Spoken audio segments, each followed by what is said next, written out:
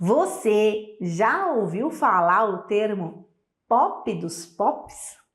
Será que ele existe aí no sistema de documentos da sua empresa? Pois é, o POP dos POPs ele também pode ser chamado de gestão de documentos, controle e gerenciamento de documentos e de registros. Tem vários nomes para esse documento, mas o que nós sabemos é que ele é o primeiro e mais importante documento para a estrutura de todos os demais que estarão no seu sistema de gestão da qualidade. Eu vou compartilhar com você aqui dicas de como preparar esse documento e garantir que todas as informações importantes estejam descritas e possam ser levadas para todos os demais documentos. Acompanha comigo aqui no canal Camila Farmas. Eu sou Camila Machado e aqui no canal Camila Farmas compartilho com você temas sobre sistema de gestão da qualidade, regulamentação sanitária, logística e todos os demais tópicos que são importantes para garantir que a área da saúde atenda o propósito, que é garantir a saúde, a segurança do paciente ou do consumidor. Então, se este tema e essa área é a sua área, já aproveita, se inscreve aqui no canal e acompanha comigo todas as nossas publicações. Eu tenho certeza que vai ajudar e muito aí na rotina da sua empresa.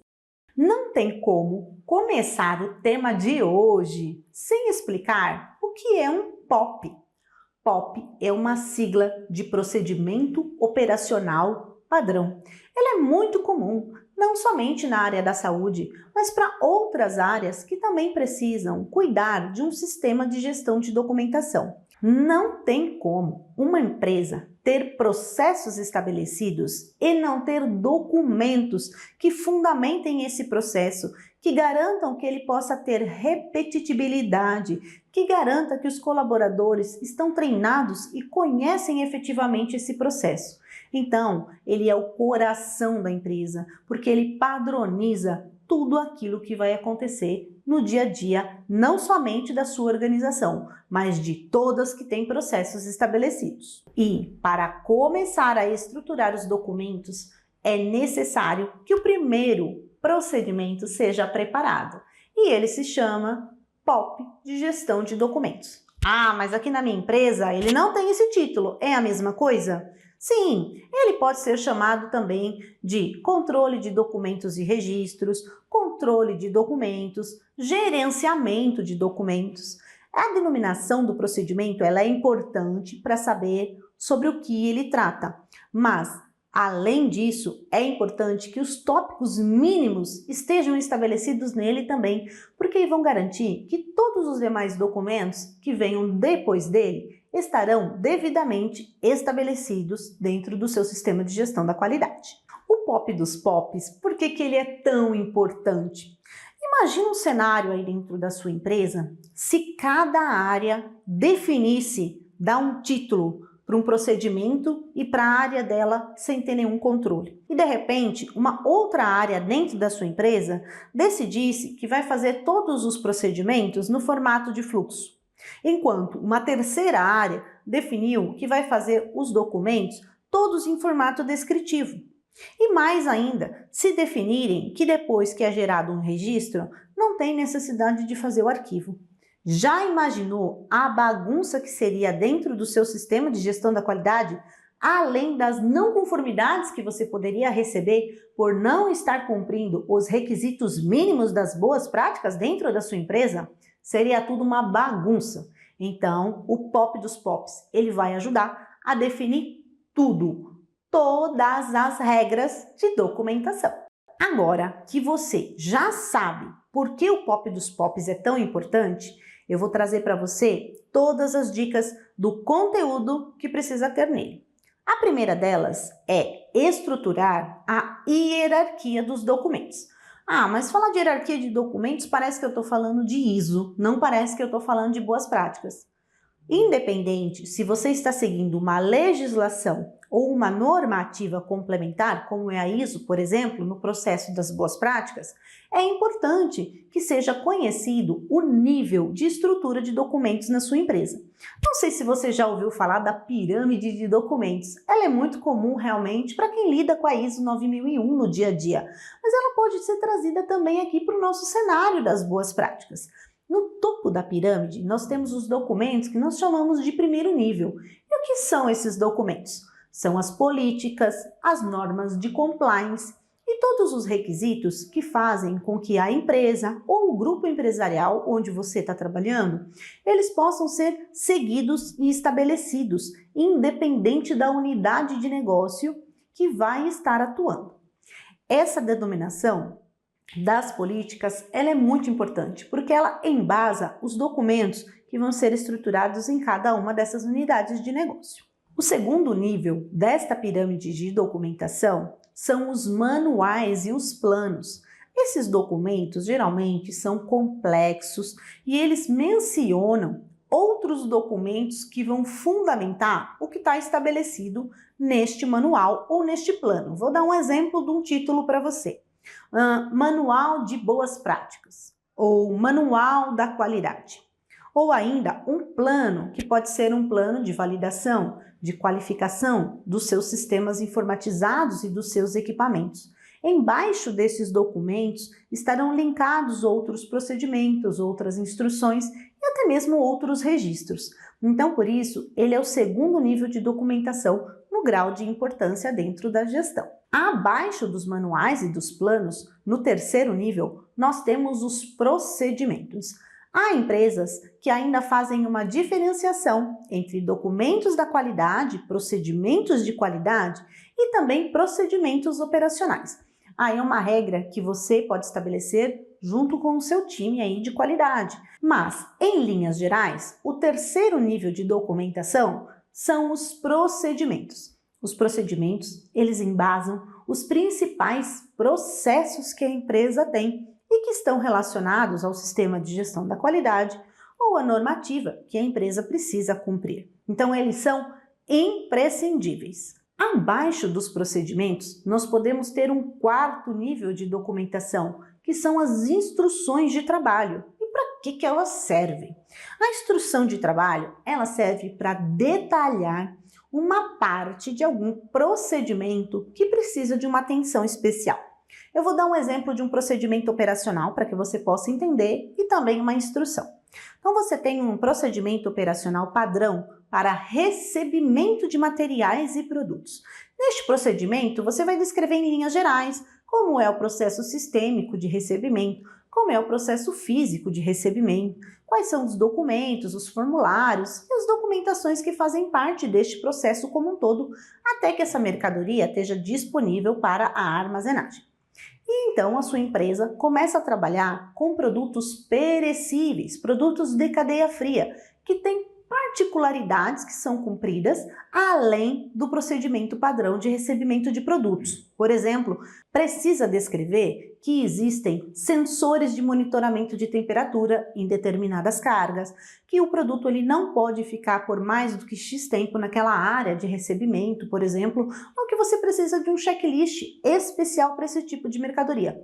Essas informações, que são relacionadas somente a esse processo de produtos perecíveis e cadeia fria, ficam descritos e padronizados numa instrução de trabalho. E o último nível de documentação são os registros e os formulários. Sim, eles são citados nos procedimentos, nas instruções, nos manuais, mas eles garantem que toda a atividade que será realizada será devidamente registrada. Por quê? Nesta área que nós atuamos, se não houver registros e evidências, não temos como comprovar que uma atividade foi efetivamente realizada e da forma correta.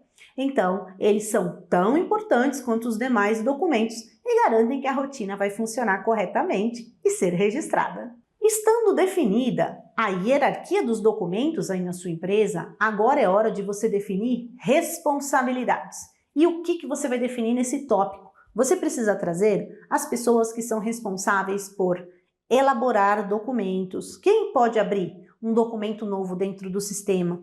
Quem pode revisar um documento novo ou revisar um documento já ativo, que vai ser necessária uma nova versão. Precisa definir quem são os aprovadores. Então, o aprovador de documentos do Sistema de Gestão da Qualidade é diferente do aprovador do procedimento operacional. Ainda, por área, cada pessoa, cada gestor vai ser responsável pela aprovação dos documentos da sua área. É importante que seja definido toda a hierarquia de aprovações. Além disso, é necessário também, ou devidamente recomendável, que esteja descrito no seu procedimento quem pode fazer a distribuição de cópias. Se você utiliza um sistema, existe uma trava para que um login possa fazer essa distribuição de cópias. Quando você tem um controle manual, essa distribuição ela tem um pouco menos de controle. Então é necessário que você estabeleça no procedimento se somente a área de qualidade, por exemplo, pode gerar uma cópia controlada ou uma cópia não controlada de um determinado documento. Além da distribuição de cópias, também é importante que seja definido quem pode dar o treinamento e como esse treinamento vai ser realizado. Por quê? A revisão de um documento ela pode ser por uma alteração de um processo, pela alteração de uma legislação ou somente por uma correção ortográfica ou alteração de algum título ou alguma informação ali que não estava corretamente na primeira versão. Então é importante que seja estabelecido qual é essa regra de treinamento, quando os colaboradores vão precisar receber treinamento e quem pode aplicar esse treinamento, se é o aprovador daquele procedimento ou se ele pode definir gestores e esses líderes vão poder replicar esse treinamento.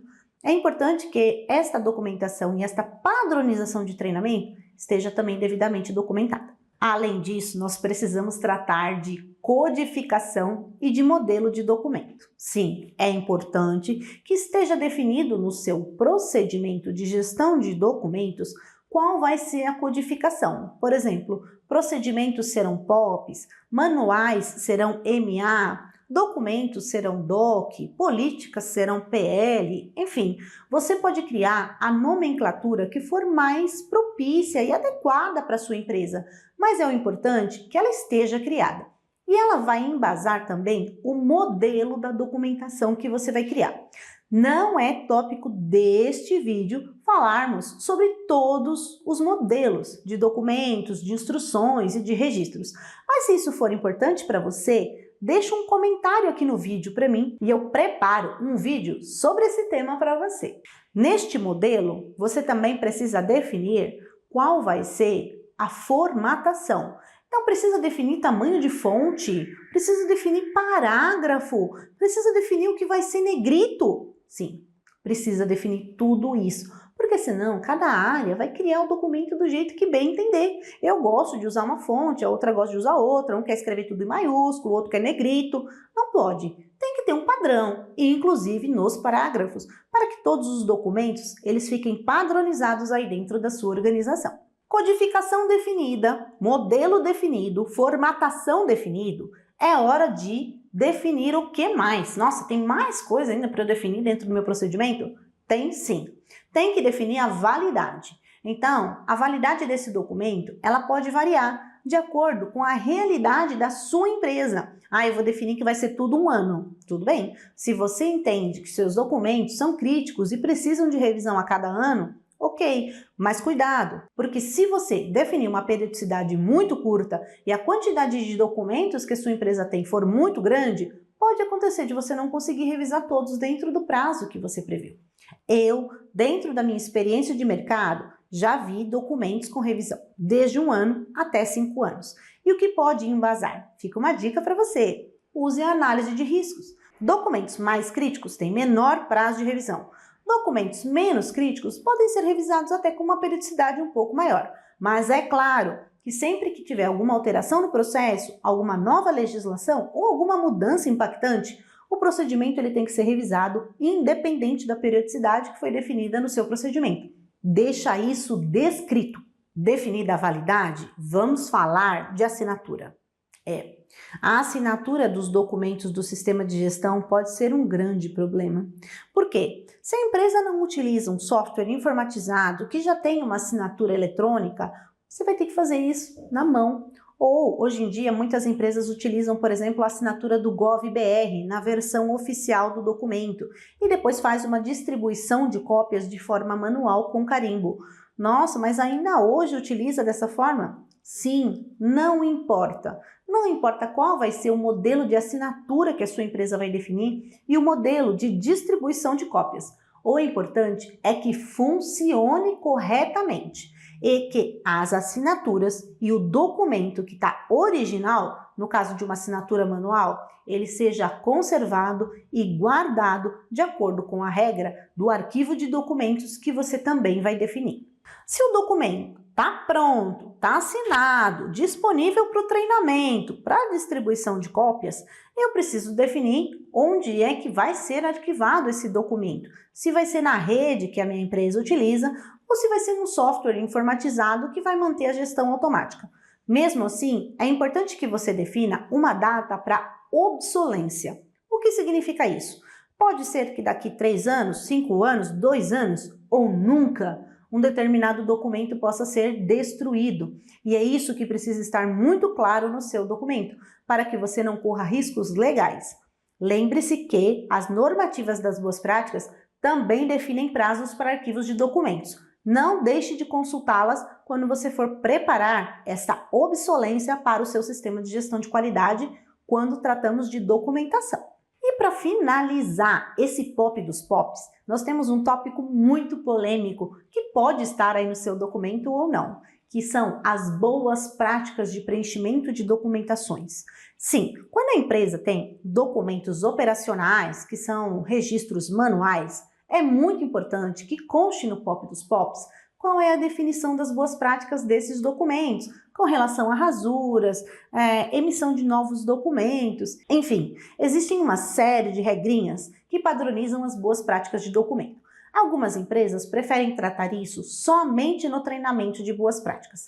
Eu, pela experiência que tenho dentro da empresa que eu trabalho, que é a Globot, nós tínhamos tanto problema com a gestão do documento, com a rasura, com a distribuição de cópias, que nós decidimos contratar uma empresa para preparar um vídeo só sobre boas práticas de documento. E esse vídeo fica disponível na rede da empresa e o link dessa documentação fica dentro do procedimento de controle de documentos dos nossos clientes.